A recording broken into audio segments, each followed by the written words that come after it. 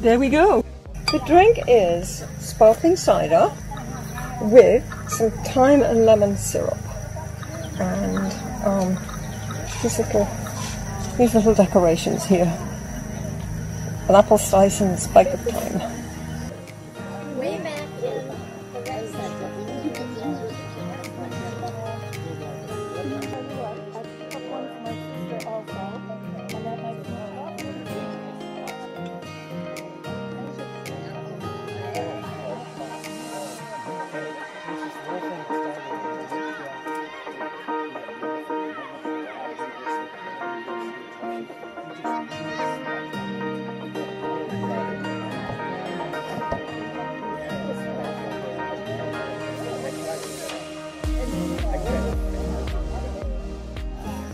This is the best soapbox I've ever experienced.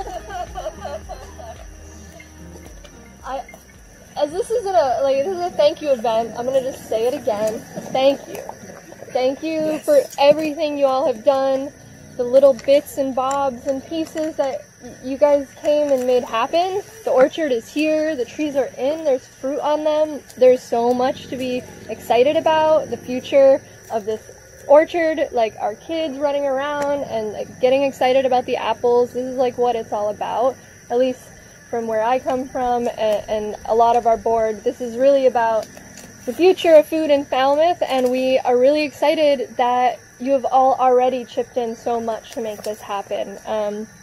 We have a few people we would really like to thank in a silly, fun way that we like to do things.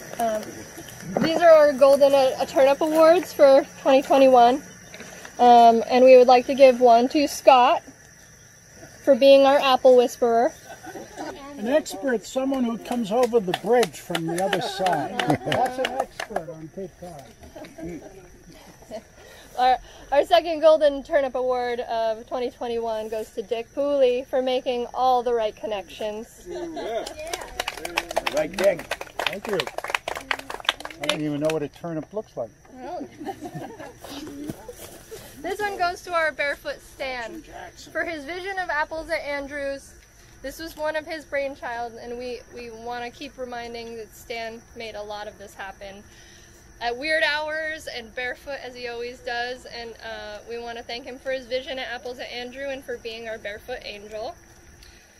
This one is for Shay, who's not here. He's for the heavy lifting and the good vibes that he brought with that heavy lifting. Shay from Jay. All the mulch. All the wood chips. He moved a lot of weight and made it go fast. We couldn't believe how it happened, and it was because somebody with a great attitude and an excited state really got excited about the project and came and threw his equipment around for us. This one goes to Matt Churchill for welcoming our gleaners with open arms.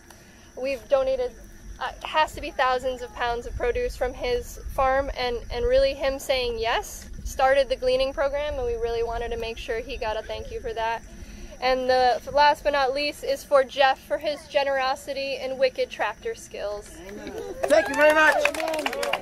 Jeff has been so supportive. Thank you very much, Jeff. We cannot thank you enough, Jeff. All the mowing, all the Not a problem. Right. Not a problem. Do you have something to say? And we hope that you'll come and check out a little bit closer, but we have the orchard plan, and it's like obviously a staged plan. This is a huge undertaking and a huge project, and so one of the exciting things that will be happening this winter is I'll introduce Dave and Marina of Edible Landscapes. Y'all want to wave? Dave and Marina of Edible Landscapes. They are amazing plant whisperers, and they are going to be helping us with the design of the homestead row. If you're not familiar with our plans here at the orchard, this whole side is built on a commercial scale and built in a way that new orchards are being planted in this way. It's high efficiency, high yield.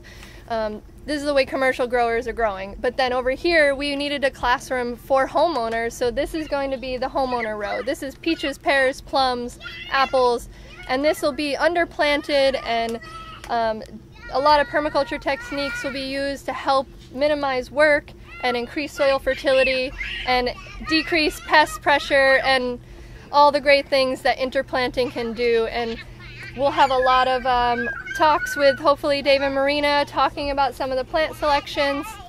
Dave and Marina, do you guys want to say anything about what you guys do and like? Yeah, when I see all this open space under the trees, I'm like, oh, we could grow a lot of cool perennials and edible plants and you know, pollinator attractor plants. So it's exciting to see.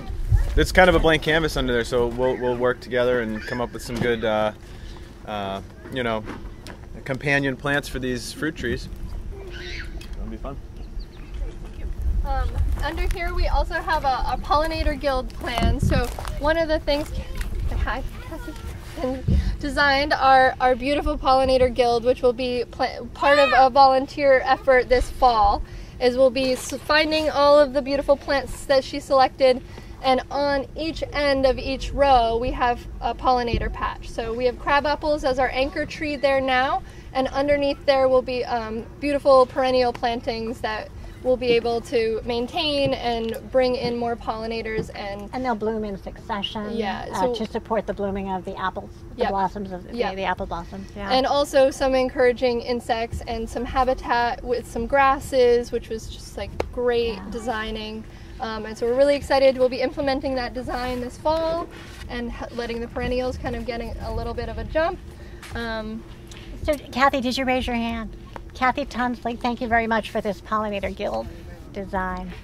Yeah. And we wanted, because you are our volunteers at this point, we wanted to make sure to talk to you a little bit about like upcoming volunteer opportunities. Obviously we're going into autumn, and so one of the big projects here is adding compost. When we planted, we put compost in the holes, but with the homeowner row, that we're going to need a lot more compost, so we're going to be planting a lot more of the space. And also this whole row is in need of compost in between as well, just to further that fertility for the orchard floor. Deer fencing and tree collars we'll be putting in. We have, you know, a particular, this time of year, there's a lot of aerial predators. We don't have to really think about collaring, but in the winter, when the voles are trying to dig under snow and find something tasty, they really love to collar trees. So we got to make sure we protect our trees from getting girdled by by pests in the winter. And then deer fencing, which Jeff won't be here all year to use the rock salt, so we're going to need a fence. So that'll be installed and taken down in the spring, so that it would affect the farming if we had a year-round fence. So until we have a permanent fence, it'll be taken down in the spring, and we're going to finish the final plan on that and then ask for volunteers to help with that effort as well. Winter is we're going to hopefully do a hugelkultur workshop, some season extension, and do a little bit of permaculture bed prep, which would be composting, adding amendments and things like that. Spring is more compost spreading and weeding, and so keeping this place clean is going to be an ongoing task, and we hope you're up for some fun weeding days, and hopefully we'll be able to do it more with this, where we get some snacks and some beverages, and we make it real fun for y'all. Jim? Yeah? Question about weeding. All the regenerative stuff says that you're to cut weeds instead of pull them. How are you thinking about that? I think it depends on the weed. Okay. Yeah, I mean certain weeds are... Broadleaf is going to reseed, and it'd be more detrimental to your crop. Grasses, they can go. But you get seeds like giant ragweed, they've got to come out the ground. You cut them, they're going to get bigger. Yeah. Okay. And they'll regenerate more seeds, then it'll be a big mess. Okay, so it's weed by weed. Yeah. Grasses gotta go. Weeds definitely gotta go. Grasses can die off. You can chop them. And most weeds are opportunists. So when there's open soil, boom, right? As soon as a tree falls down, right? Yeah, like you can see where the weeds are, right? But one method to kind of, you know, I like to weed and just leave it, because you make mulch, right? You just like flip it over, let it dry out. You have a little bit of mulch, right? So part of keeping this orchard clean and as low maintenance as possible, and like disturbance is not good for soil building anyway, so we really want to keep this mulch. So we're going to be pulling back the mulch, we're going to be adding compost, and we're going to be putting that mulch right back, because we're not going to leave compost and open soil to just get weedy, because that's just way more work. So we want this to be a community effort, but we don't want it to be all of us breaking our backs weeding, constantly, right? So we're trying to design this orchard and design the work to be smarter, not harder, and really just work efficiently. Because we're volunteers, what else are we doing this spring? More pollinator planting. Some of the plants will, if they're not in and done in the pollinator habitats, we'll be doing that in the spring as well. And summer will be hopefully endless workshops. There's a lot of work to do in that realm. So if anybody in the volunteer space is interested in actually jumping on board, not necessarily in a board position, but like if you want to be in a position where you're helping us design programming, helping us pull off programming, helping us figure out the classroom spaces that we need. Write grants. And writing grants, yes. Because with the money, we can make it happen. And so there's a lot about this growing organization that we're excited and thrilled, and we're hoping the infusion of new energy is going to help really make this orchard and these projects just shine and make Falmouth like a delicious place to live. Personally, it's like my priorities. And so summer is obviously, there's so much to talk about with the community gardens and spring and pests. There's endless things to learn and talk about with farming, and the mushrooms and the programming can go as far and as deep as this organization can withstand. And the bigger we get and the more support and the more people that are really just digging their teeth into these projects, the more we can pull off. And so we're excited, and we hope you maintain your excitement as we do for these projects and efforts. I'm not sure if Ellie has anything else to add. About the volunteer opportunity? Yeah. No, I mean, we did leave the mushrooms out. Oh, yeah, sorry. Yeah. I can't read like this. Yeah, but honestly, most of the work is happening here in the orchard. The community gardens have their community gardeners and their board and their committee. Yeah. It is really centered here more. Yeah. Most. At this point, we do have big dreams in the future. We're not even talking about those yet, but this is what's next. Yeah. And we're just so grateful for all of you for having participated in our programs. It's a thrill. It is a thrill to see you here.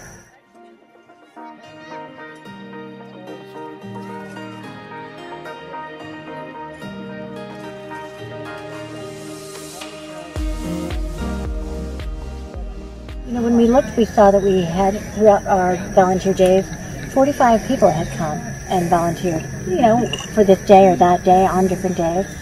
And 35 of them showed up. So that's pretty fantastic. And there were some new faces, some young faces. Mm-hmm.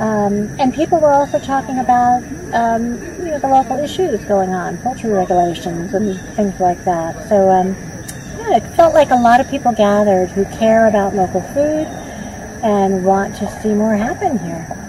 I think our volunteers are maybe a little bit different from some others, because volunteering here means actually physical labor. Yeah. And not everybody wants to do that kind of work. And I think it's pretty impressive to see that many people turn up. And you saw when Jeff said, he needs help picking corn, the service center at the weekend, lots of hands raised up, and people said, what time? Yeah. And I thought that was very nice to see. It was a nice connection with Jeff, who has, again, so generous. Has supported us here with all of these projects. So nice to see the volunteers wanting to give something back to Jeff as well.